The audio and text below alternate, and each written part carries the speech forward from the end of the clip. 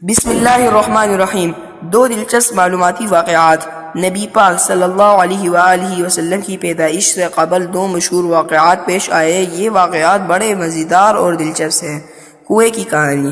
جب ابراہیم علیہ السلام اپنی بیوی حضرت ہاجرہ علیہ السلام اور بیٹے حضرت اسماعیل علیہ السلام کو مکہ میں چھوڑ کر گئے تھے تو ان کے پاس کھانے پینے کی اشیاء بہت کم تھی۔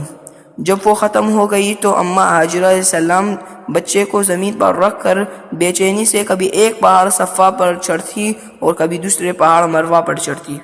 اسی دوران اللہ پاک نے حضرت جبرائیل علیہ السلام کو بھیجا، جنہوں نے پیر مارا اور ایک کنواں بن گیا جس سے پانی نکلنے لگا۔ دور سے ماں نے دیکھا کہ بچے کے قریب سے پانی نکل رہا ہے، کہنے لگی زمزم۔ ان کے زبان میں سے زمزم کا مطلب تھا کہ رک جا۔ اس طرح اس کنویں کے پانی کا نام زمزم ہو گیا۔ نبی پاک صلی اللہ علیہ وآلہ وسلم نے فرمایا کہ زمزم کا پانی جس مقصد کے لیے پیا جائے اللہ پاک اس کو پورا کر دیتے ہیں۔ سبحان اللہ۔ بہت عرصے بعد جب لوگوں نے وہاں حملہ کر دیا تو وہاں کے رہنے والے کنویں کے اوپر سونا چاندی رکھ کر اسے بند کر دیا۔ آہستہ آہستہ لوگ اس کنویں کو بھول گئے۔ آپ صلی اللہ علیہ وسلم کے دادا جب قریش کے سردار تھے تو اس زمانے میں ایک مرتبہ آپ کو خواب آیا کہ کعبہ کے ساتھ ایک کنواں ہے۔ انہوں نے صبح اس کنویں کی کھدائی کروانی شروع کر دی۔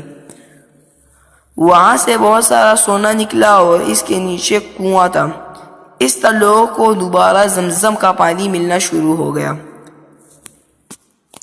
کعبہ پر حملہ۔ پورے عرب کے بہت سے لوگ خانہ کعبہ آیا کرتے تھے، یہاں پر عبادت کرتے تھے۔ یمن میں ایک عیسائی شخص رہتا تھا جس نے کعبہ کی طرح اپنا ایک عبادت خانہ بنایا جسے کلیسا کہتے ہیں۔ یہ اس لیے بنایا تھا تاکہ لوگ کعبہ کی جگہ وہاں آیا کریں۔ کعبہ کے قریب رہنے والے ایک قبیلہ جس کا نام خزاعہ تھا، اس کے ایک آدمی نے اس کلیسا میں گندگی کر دی۔ اس بادشاہ کو بہت غصہ آیا، کہنے لگا جس طرح تم نے میرے کلیسا کی توہین کی ہے میں بھی تمہارے کعبہ کو گرا دوں گا۔ اس نے 50 ہاتھیوں اور بہت سے گھوڑے و اونٹوں پر اپنی فوج کو سوار کیا اور کعبہ گرانے کے لیے چل پڑا۔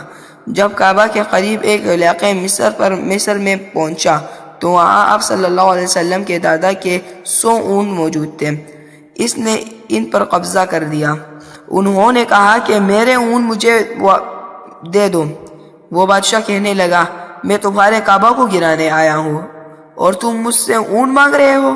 وہ کہنے لگے کہ یہ اونٹ میرے ہیں اور کعبہ اللہ پاک کا گھر ہے، اللہ پاک اپنے گھر کی حفاظت خود کریں گے۔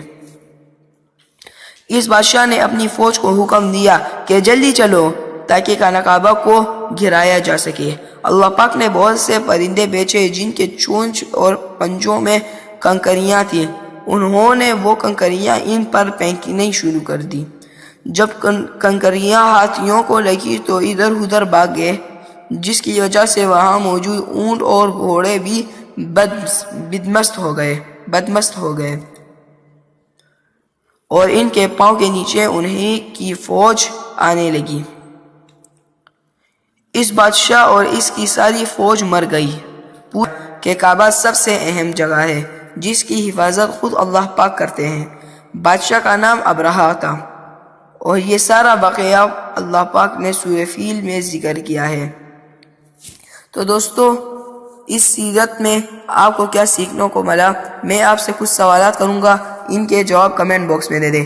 زمزم کو زمزم کیوں کہتے ہیں؟ ابرہہ نے کعبہ پر حملہ کیوں کیا؟ آپ صلی اللہ علیہ وسلم کے دادا ابو نے ابرہہ سے کیا کہا تھا؟ کس علاقے میں ابرہہ پر عذاب آیا؟